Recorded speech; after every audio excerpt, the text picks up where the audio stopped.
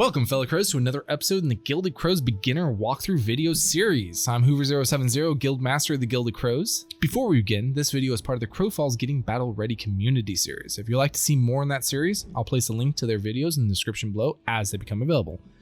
Today we're going to be covering passives. What are passives, you may ask? Well, my Padawans, passives are what make your character OP. Eventually. Simply put, passives are your long-term goal into shaping your character and playstyle over a period of time. When you start the game for the first time, the first thing you should do is click on the God's Reach tab. Then at the top, you'll see a lot of options, one of them being the Skills tab. Before we choose a passive, let's look at our options. In Crowfall, we can choose 2 of the 3 passive training paths available to us, them being Combat, Crafting, and Exploration. Keep in mind that whatever 2 passives you choose will apply to all characters on your account. Yes, all the characters, but trust me, it'll make sense later. Let's look at our first passive, Combat. The Combat training path is where you can focus on damage, resistance, critical strikes, and bonuses for various weapons and armors in the game. As a newborn player, we have the Combat basic tree to start with. This is our skill tree. If you notice here, this number is increasing by 1 every 10 seconds. Those are your points. You're going to spend these points on what's called pips, and you're going to add pips to a skill. If you highlight over the skill, it's going to tell me how many points you're going to need to rank up, and it's also going to tell you what benefit you get for ranking up. If you hold control, it's going to give you additional information on this skill. Some of the most noted skills in the basic combat tree are going to be your very first one, your combat basics training, but also your attack power, increasing your attack power, or increasing your health, or increasing your resistance all.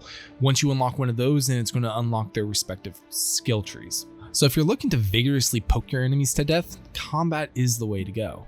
For the next lineup, we have Crafting. The crafting training path is where you can find the skills to increase the percentage chance of crafting items and the quality of those items. Those items include crafting weapons, crafting armor, crafting potions, food, all the good stuff. This path can also help with increasing the experimentation success and the experimentation points of those items as well. More in-depth information on crafting items and experimentation will be explained in another video. But right now, these are going to be the skills inside the crafting basics you're going to want to focus on. Obviously, basic crafting, then you're going to have basic crafting assembly. You're going to have basic crafting experimentation and basic crafting experimentation points. Again, press Control to see any additional information about it. And these are going to be the skills that are unlocked in the very beginning. If you like being able to craft some of the best items in the game, then crafting is going to be the path for you. Last but not least, we have Exploration. While crafting allows you to make the high quality items, Exploration gives you the ability to gather the high quality resources. Exploration mainly focuses on the efficiency of resource gathering and can even provide buffs to help gather resources from enemies.